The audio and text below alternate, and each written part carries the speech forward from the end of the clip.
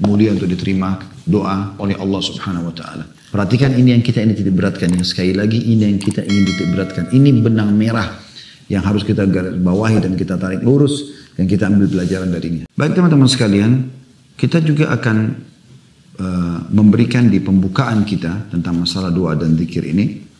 Sebenarnya teman-teman sekalian, Allah Subhanahu wa taala ya, sudah memberikan kepada kita solusi itu, sehingga kita punya teman dari manusia itu tidak penting bagi seorang mukmin. Itu hanya pelengkap saja. Karena Allah sebagai wali orang-orang beriman, Dia akan setiap saat mau mendengarkan keluh kesah kita. Tanpa ada perantara, kita langsung bisa berdoa kepadanya. Tinggal memuji Allah, membaca salawat para Nabi SAW, lalu kita kemudian menyampaikan hajat kita. Dan Allah menjanjikan dalam Al-Quran, A'udzu billahi minasyaitonir rajim, wa idza sa'alaka ibadi anni fa inni qarib. Hai Muhammad, kalau ditanyakan kepadamu dari hamba-hambaku tentang aku, katakan aku sangat dekat.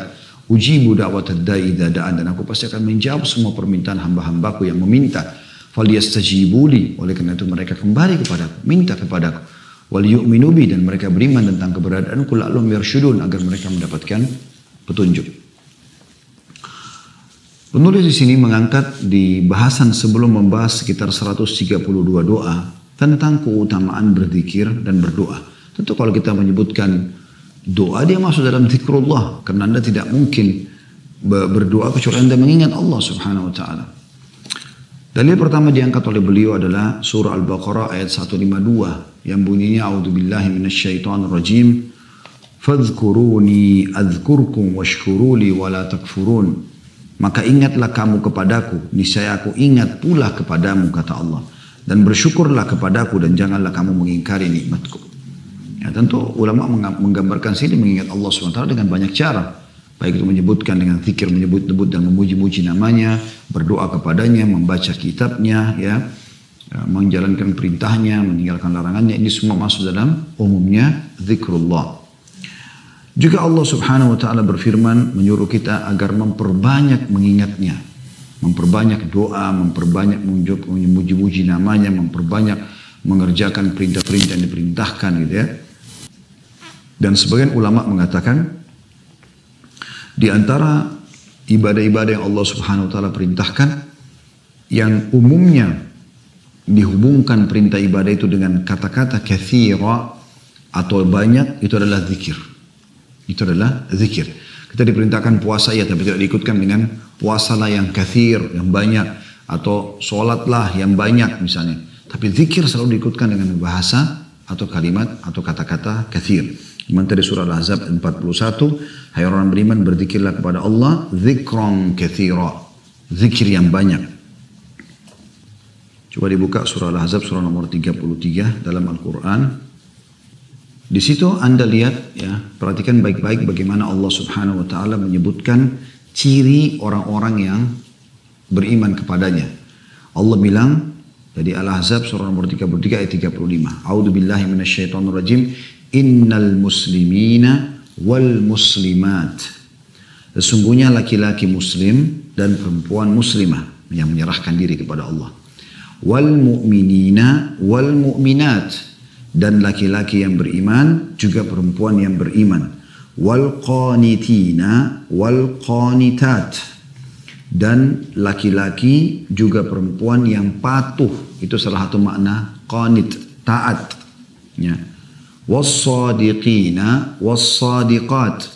Dan laki-laki yang jujur juga perempuan yang jujur. Ya. Kemudian was-sabirina was-sabirat, laki-laki yang sabar dan perempuan yang sabar.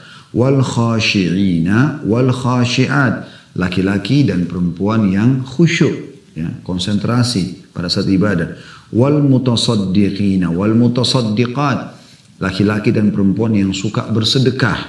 Was-saimina was-saimat, laki-laki dan perempuan yang suka berpuasa. Wal hafidhina furujahum wal hafidhat, dan laki-laki dan perempuan yang menjaga kemaluannya dari perbuatan yang haram.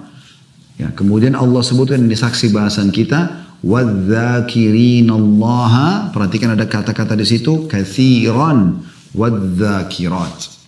Dan laki-laki juga perempuan yang banyak berzikir kepada Allah. A'addallahu lahum maghfiratan wa ajran 'azima.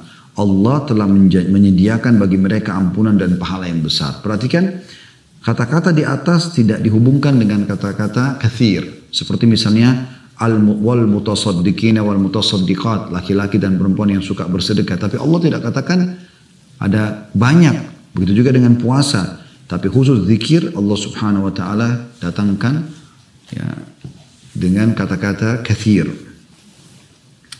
Kemudian juga Allah subhanahu wa ta'ala menyebutkan, teman-teman sekalian, beliau mengangkat dalil setelahnya surah Al-A'raf ayat 205. Surah Al-A'raf ayat 205. A'udzu billahi minasyaitonir rajim.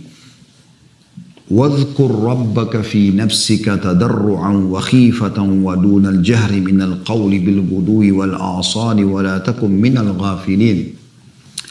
Dan sebutlah nama Rabbmu dalam hatimu dengan merendahkan diri dan rasa takut, dan dengan tidak mengeraskan suara di waktu pagi dan petang, dan janganlah kamu termasuk orang-orang yang lalai. Allah subhanahu wa ta'ala menyuruh kita berzikir, menyebut nama-namanya dan juga berdoa kepadanya, membaca kitabnya. Sebutlah nama Rabbmu dalam hatimu dengan merendahkan hati, merendahkan diri dan juga rasa takut akan siksaannya, dan dengan tidak mengeraskan suara, tidak teriak-teriak sana sini ya, karena Allah subhanahu wa ta'ala maha mendengar. Di waktu pagi dan petang, jangan pernah luput, selalu berzikir dan berdoa kepada Allah, dan jangan kamu termasuk orang-orang yang lalai. Rasulullah SAW bersabda, setelah menyebutkan beberapa ayat, beliau mengangkat hadis Nabi alaihi salatu wassalam, dimulai dengan hadis Bukhari, jadi 2 halaman 208, yang bunyinya kata Nabi SAW, "Mathalul ladzi yadhkuru rabbahu wal ladzi la yadhkuru rabbahu mathalul hayyi wal mayyit." Perumpamaan orang yang berzikir atau mengingat dan menyebut Rabbnya dibandingkan dengan orang yang tidak berzikir atau mengingat dan menyebut Rabbnya adalah seperti orang yang hidup dibandingkan dengan orang yang mati. Dan dalam lafadznya Imam Muslim, kalau teman-teman sudah ada yang pegang bukunya di halaman 3 ya, di footnote nomor 1, itu bunyinya mathalul baitil ladzi yuzkarullahu fihi wal baitil ladzi la yuzkarullahu fihi mathalul hayyi wal mayyit. Perumpamaan atau perbandingan antara rumah yang di dalamnya Allah diingat dan disebut dengan rumah yang di dalamnya Allah tidak diingat dan disebut adalah seperti perbandingan antara orang yang hidup dan orang yang mati. Jadi bayangkan bagaimana Nabi SAW menggambarkan orang yang sering lisannya berdoa, berzikir ya. Nah, ini menyebut-nyebut Allah subhanahu wa ta'ala, berkeluh kesah dengan dia. Maka itu digambarkan dengan orang yang hidup. Sementara orang yang sama sekali tidak pernah mengingat Tuhannya, baik dalam keadaan dia lapang, dia susah, maka ini seperti orang yang mati. Artinya tidak berfungsi lagi. Allah subhanahu wa ta'ala, saudaraku seiman, kalau anda tidak berzikir, tidak berdoa, tidak sengaja merengek lah, tanda kutip ya, kepadanya, maka dia marah. Dalam sebuah hadis dengan sanad hasan, seingat saya, riwayatkan Tirmidzi, kata Nabi SAW, "Man lam yad'u Allah yaghdab alaih." Siapa yang tidak minta justru kepada Allah, Allah marah. Bayangkan teman-teman. Kalau manusia beda sekali, kalau kita minta terus malah dia akan marah. Tapi kalau Allah SWT justru kalau kita tidak minta, maka dia akan marah. Dan Allah subhanahu wa ta'ala, teman-teman sekalian, akan memenuhi hajat anda, walaupun itu mustahil di mata anda. Allah subhanahu wa ta'ala bisa menggerakkan orang ya, untuk datang memenuhi hajat kita. Mohon kepada Allah subhanahu wa ta'ala. Tentu ada cara-cara diterima doa, diantaranya harus dengan penuh keyakinan. Karena kata Nabi SAW, "Udu'u rabbakum muqinuna bil ijabah." Berdoalah kalian dalam kondisi kalian yakin Allah akan menerima doa kalian. Karena sesungguhnya Allah tidak menerima doa dari hati yang lalai. Ya, sebagaimana lanjutan hadis. Kemudian hadis selanjutnya yang diangkat oleh beliau adalah hadis yang mulia juga. Hadis ini kata Nabi SAW, "Ala unabbi'ukum bi khairi amalikum wa azkaha 'inda malikikum wa arfa'iha fi darajatikum wa khairi lakum min infaqidh dhahabi wal warik wa khairin lakum min an talqaw aduwakum fatadribu anaqahum wa yadribu anaqahum wa yadribu anaqakum." Qalu bala, qala dzikrullahi ta'ala. Maukah, kata Nabi SAW, aku beritakan kepada kalian perbuatan kalian yang paling baik. Maksudnya besar sekali pahalanya. Paling suci di sisi raja kalian. Maksudnya Allah subhanahu wa ta'ala. Enggak ada nodanya, bersih. Allah terima semua. Paling tinggi dalam derajat kalian. Cepat mengangkat derajat di surga.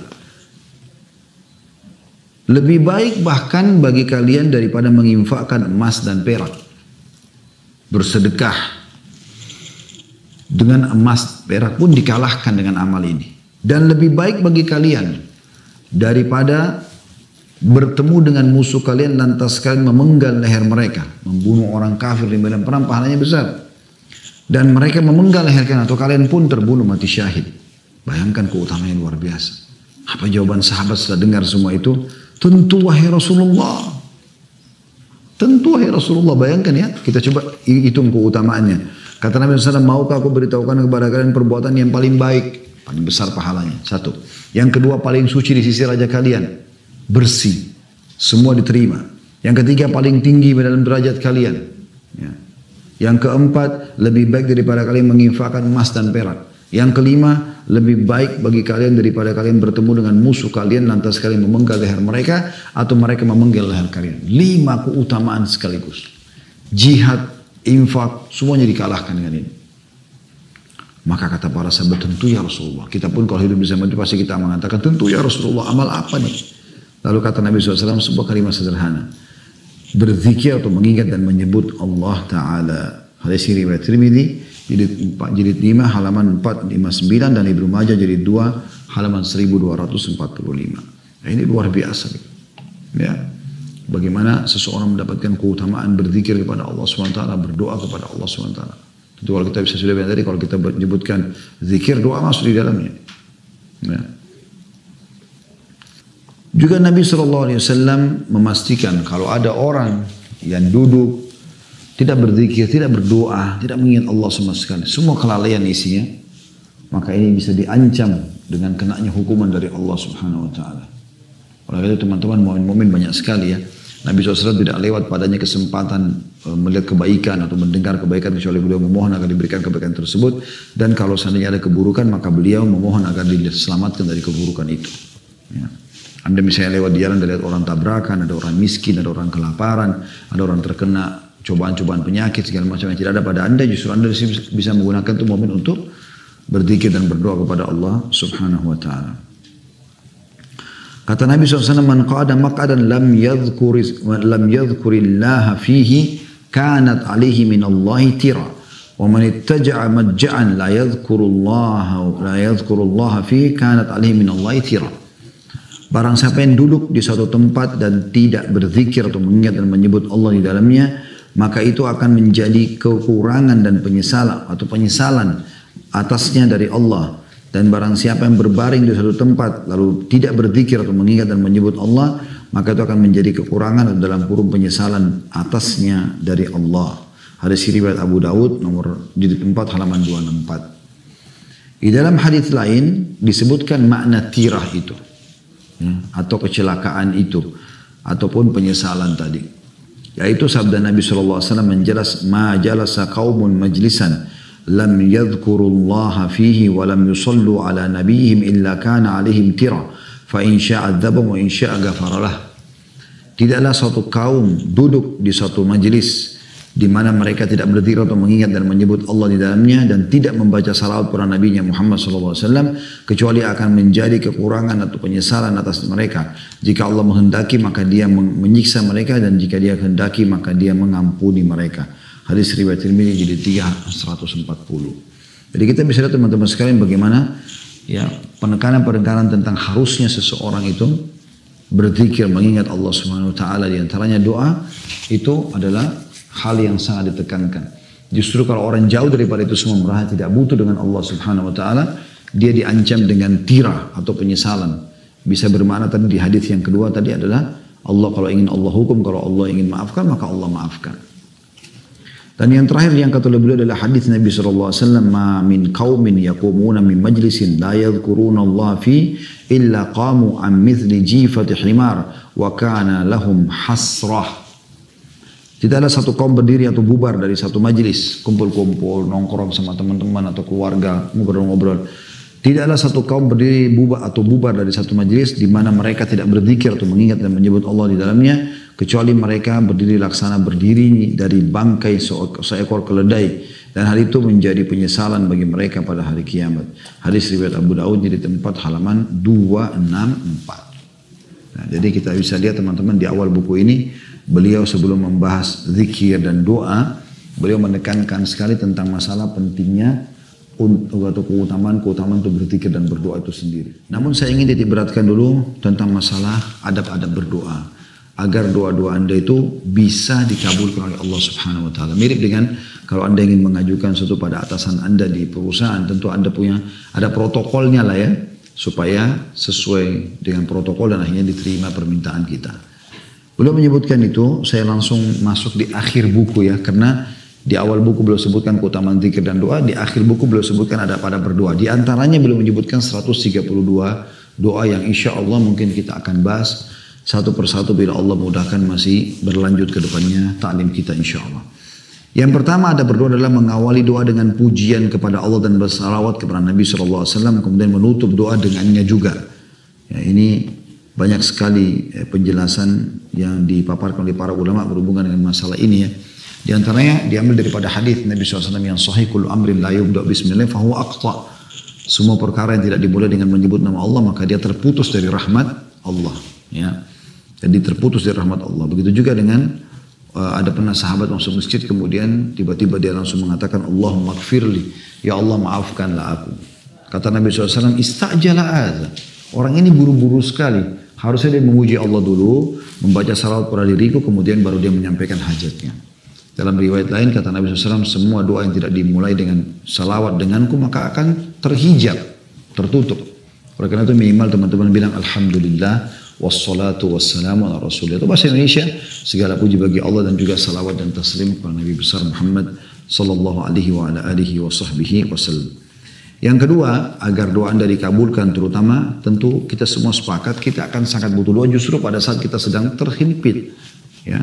Lagi sakit, ingin sembuh dari bangkrut, ingin bangkit kembali dan segala macam ya. Maka kata beliau yang kedua adalah senantiasa berdoa di saat lapang dan juga sempit, senang ataupun susah. Ya. Ini ada putun nomor 305 dikatakan sebagaimana diriwayatkan oleh Tirmidzi dan lainnya dan dihasankan oleh Al-Albani. Ya. Ada juga hadis Nabi SAW yang berbunyi, kenalilah Tuhanmu pada saat kau sedang lapang maka dia akan kenali kau pada saat kau sedang susah. Justru sekarang kalau badan Anda sehat, rezeki Anda masih melimpah ya, anggota tubuh masih sempurna Masya Allah, makanan minuman ada, istri suami ada, anak-anak ada, segala macam ada semuanya gitu kan. Maka di saat ini kalau Anda berdoa kepada Allah SWT, justru di saat nanti kita lapang, Allah akan mudahkan diijabahnya doa kita. Yang ketiga tidak berdoa memohon agar keburukan menimpa keluarga, harta, anak-anak dan juga diri sendiri sebagaimana diriwayatkan oleh Imam Muslim. Kata Nabi SAW, jangan kalian mendoakan keburukan buat diri kalian, keluarga kalian dan harta kalian, karena bisa saja malaikat lewat lalu mengaminkan maka dikabulkanlah. Jadi jangan pernah membahasakan bahasa-bahasa yang bisa menjadi doa buruk buat diri kita sendiri. Misalnya orang lihat dirinya di kaca, kok saya jelek ya, kok mata saya begini ya, kok saya begini, oh saya sudah terlalu kelihatan tua dan segala macam. Ini bahasa-bahasa tidak perlu diucapkan. Lebih baik kita mengatakan Masya Allah, Allah masih berikan saya ketampanan, kecantikan, kulit yang sehat, rambut yang subur dan seterusnya. Ya. Kemudian yang keempat merendahkan suara ketika berdoa antara berbisik dan jahar atau terdengar. Sebagaimana disebutkan dalam riwayat dalam tafsir surah Al-A'raf ayat 205. Juga hadis riwayat Bukhari Muslim. Tadi sudah kita bacakan Al-A'raf itu ya. Kita disuruh berdoa kepada Allah Subhanahu wa taala dalam kondisi merendah, rasa takut, mengecilkan suara, tidak teriak-teriak. Kemudian yang kelima merendahkan dan menghinakan diri di hadapan Allah pada saat berdoa.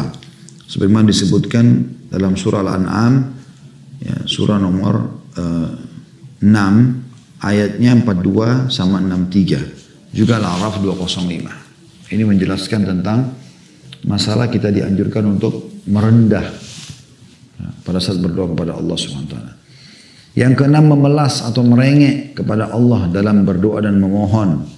Sebagaimana hadis riwayat Tirmidzi dan disahihkan oleh Albani. Ya. Jadi kita harus betul-betul merengek, memohon. Ya, karena Allah tidak akan terima doa yang dari hati yang lalai, hanya seperti rutinitas saja.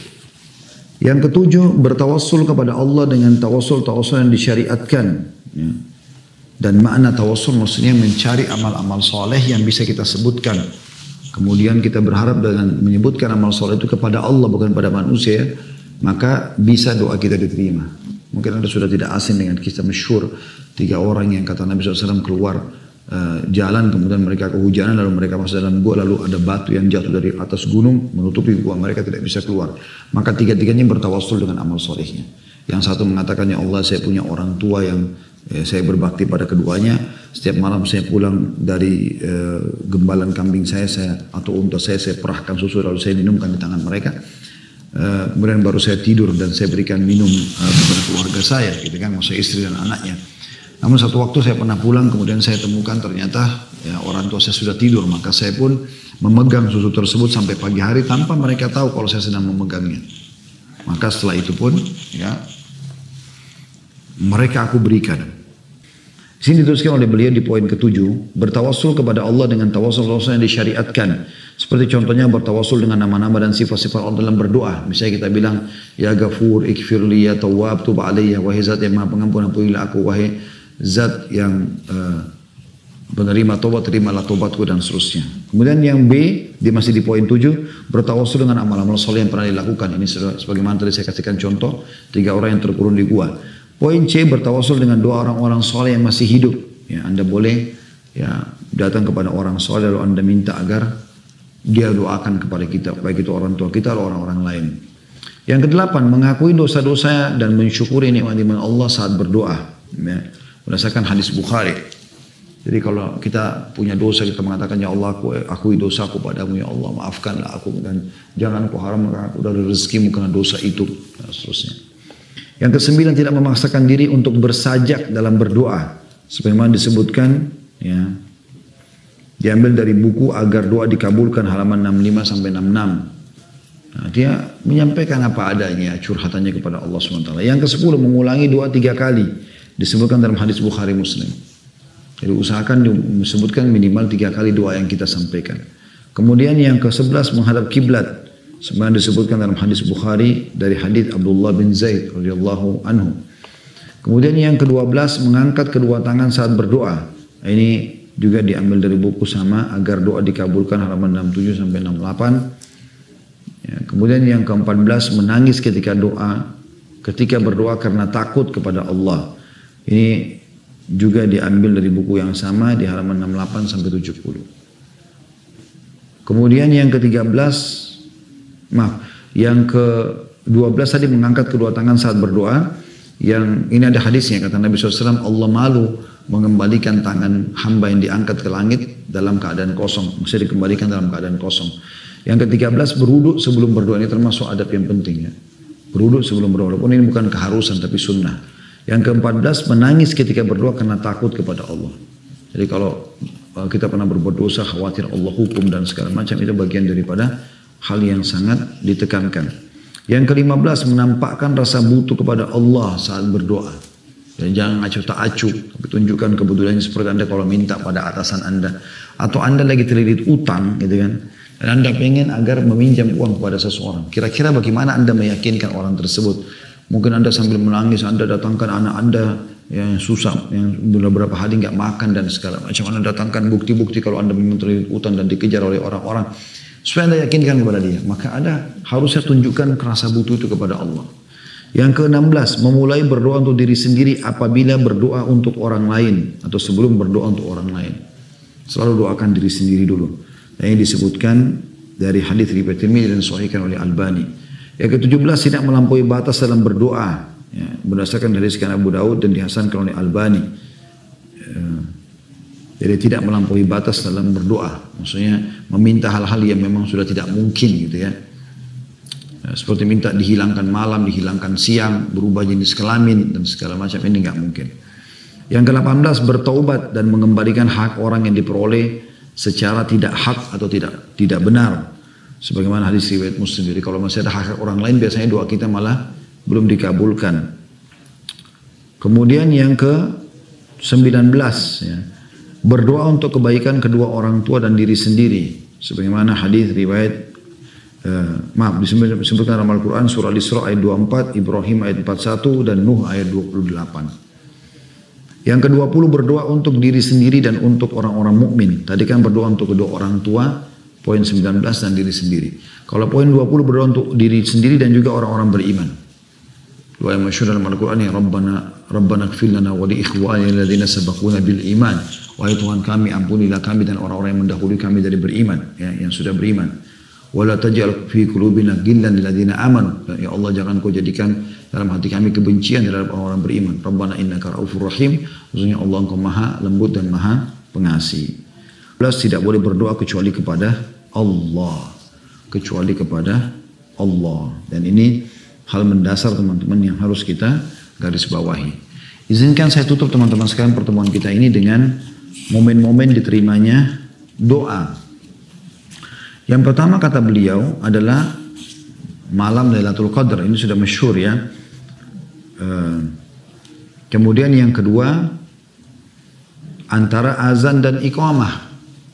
Nah, ini usahakan teman-teman selalu luangkan waktu karena azan iqamah itu pendek sekali waktunya. Tapi Allah Subhanahu wa taala kabulkan ya. Karena kata Nabi SAW di dalam hadis yang diriwayatkan oleh Tirmidzi dan disahihkan Al-Albani, doa di antara azan dan iqamah tidak ditolak.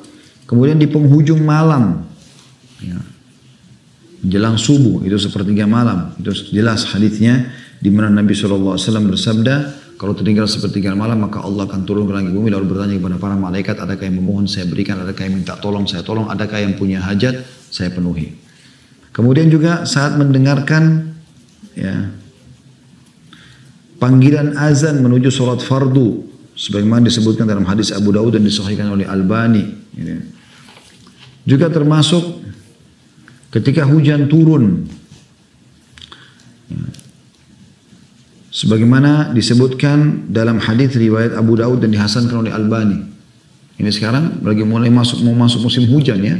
Ini sangat luar biasa waktu-waktu yang mustajab doa. Banyak orang berkeluh kesah. Harusnya kita selalu berdoa kepada Allah Subhanahu wa taala. Kemudian yang selanjutnya adalah saat pertempuran dalam jihad sedang berkecamuk. Sebagaimana disebutkan dalam hadis riwayat Abu Daud dan disahihkan oleh Albani. Kalau terjadi peperangan ya. Selanjutnya juga di hari Jumat. Di hari Jumat. Ya, khilaf di antara ulama, tapi ada dua pendapat mengatakan yang pada saat khatib di atas mimbar sampai diqamahkan salat, makanya di khutbah kedua selalu khatib berdoa. Dan yang terakhir adalah itu pendapat yang kedua setelah pas asar sampai terbenam matahari. Kemudian ketika minum air zam-zam. Nah, bagi teman-teman yang punya zam-zam di rumah kalau masih sisa ya.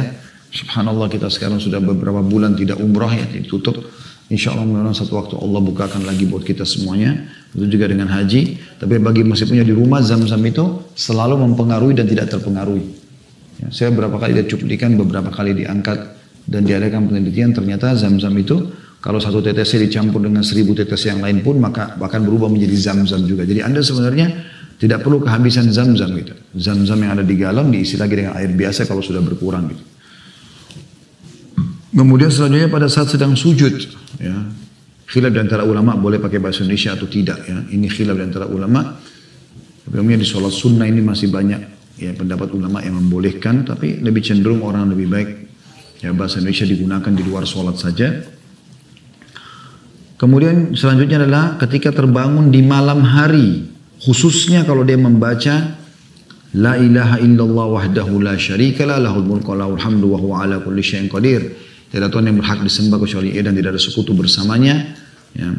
Subhanallah walhamdulillah wa la ilaha illallah wallahu akbar. 4 zikir yang masyhur. Subhanallah maha suci Allah. Subhanallah walhamdulillah, segala puji bagi Allah. Wa la ilaha illallah, tidak ada yang berhak disembah kecuali Allah. Wallahu akbar, Allah maha besar. Kemudian yang zikir terakhir adalah wala haula wala quwata illa billahil aliyil azim. Tidak ada dan kekuatan kecuali milik Allah yang maha mengetahui. Ya. Kalau orang baca ini pada saat terkaget di malam hari, maka Allah pun akan mengampuni dosa-dosanya yang lalu. Kalau dia berdoa akan diterima, dan kalau dia sholat akan diterima. Ya. Begitu juga dengan membaca, libatkan dalam doa kita doanya Dhannun. Dhannun ini Nabi Yunus AS. Nabi Yunus itu dalam perut ikan paus, beliau membaca apa? La ilaha illa anta subhanaka inni kuntu minadh dhalimin.